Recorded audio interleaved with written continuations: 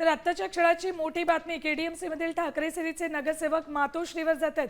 ठाकरे सेनेचे 7 नगरसेवक हे मातोश्रीवर जाणार आहेत, तर 4 नगरसेवकांनी बंडखोरी केली आहे। 2 नगरसेवक मनसेत गेलेत। 4 दिवसांपासून नगरसेवक नॉट रिचेबल होते। 2 नगरसेवक त्यातले मनसेत गेलेत, तर उर्वरित 7 नगरसेवक हे मातोश्रीवर जाणार आहेत। ठाकरे सेनेचे हे ते 7 नगरसेवक आहेत जे मातोश्रीवर जाऊन उद्धव ठाकरे यांची भेट घेणार आहेत। तर 4 नगरसेवकांनी बंडखोरी केली। थेट जाऊयात आमचे प्रतिनिधी गिरीश कांबळे यांच्याकडे। गिरीश, ठाकरे सेनेचे 7 नगरसेवक मातोश्रीवर जाणार असल्याचं कळतंय। नेमकी चर्चा काय होणार आहे? विरोधात बसण्यासंदर्भात चर्चा होईल की मग शिंदे सेनेला समर्थन देण्यासंदर्भात चर्चा होईल?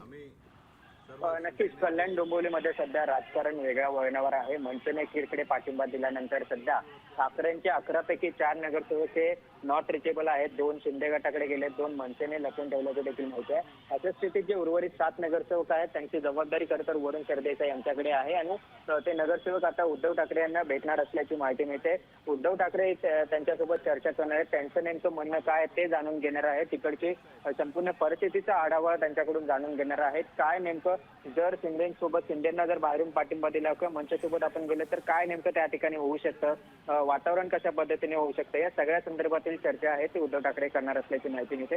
त्यामुळे एका वेगळ्या वळणावर हे संपूर्ण आता कल्याण डोंबिवलीचं राजकारण, विशेष करून 2 ठाकरे बंधूंनी एकत्रित येऊन 20 वर्षानंतर युती केले। कल्याण डोंबिवलीमध्ये एकत्रित लढले, मुंबईत एकत्रित लढले। अशा स्थितीत आता जेव्हा निवडून आल्यानंतर मनसेचे जे तिथले स्थानिक नेते आहेत राजू पाटील यांचं जी भूमिका आहे त्यामुळे थोडंसं 2 ठाकरे बंधूंच्या युतीमध्ये थोडंसं आता वेगळं वळण आलेलं आहे। आणि अशा स्थितीत 2 नगरसेवकांना राज ठाकरेंना भेटू नंतर पुन्हा पाठवून देतो अशा पद्धतीने सांगून 2 नगरसेवक बोलून घेतले, मात्र त्यानंतर देखील परत पाठवले। त्यामुळे जेव्हा काल ठाकरे गट स्थापन करण्यासाठी गेलेला होता त्यावेळेस 2 नगरसेवक 2 उपस्थित राहिले नाही, त्यामुळे गट स्थापन होऊ शकलेला नाहीये। जे आज काल गट स्थापन होऊ शकला नाही, मात्र आज अत्यंत महत्त्वाच्या घडामोडी घडत आहेत। धन्यवाद गिरीश, संपूर्ण माहितीसाठी। तुम्हाला लवकरच आमची ताकद दिसेल। जय महाराष्ट्र।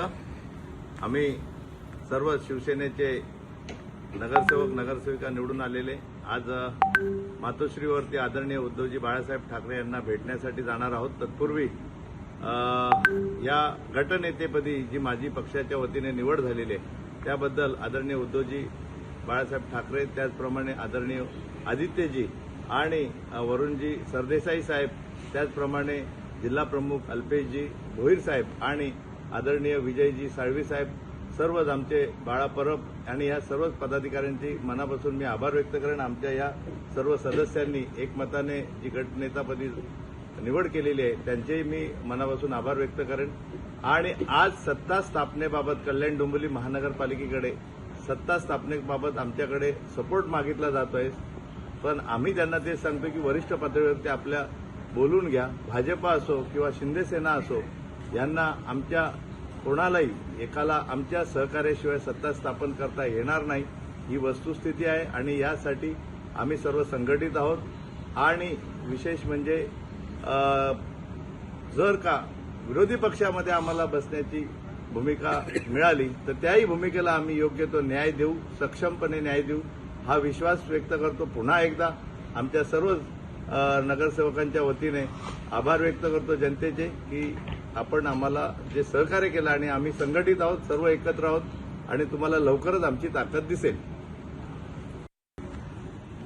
जय महाराष्ट्र। ठाकरे सेनेचे हे 7 नगरसेवक विरोधात बसण्याची संधी मिळाली तर आम्ही विरोधातही बसू आणि आमची ताकद दाखवू असं त्यांनी सांगितलेलं आहे। 11 नगरसेवक कल्याण डोंबिवली महापालिकेमध्ये ठाकरे सेनेचे निवडून आले होते, त्यातल्या दोघांनी बंडखोरी केली आहे। दोघे ठाकरे मनसेसोबत गेलेले आहेत। एकीकडे बीएमसी मध्ये दोन्ही ठाकरे बंधू अर्थात मनसे आणि ठाकरे सेना एकत्र आलेली आहे। इथे मात्र 2 नगरसेवक आता मनसेमध्ये जाताना दिसत आहेत। शिंदे सेनेला मनसे पाठिंबा देताना दिसते।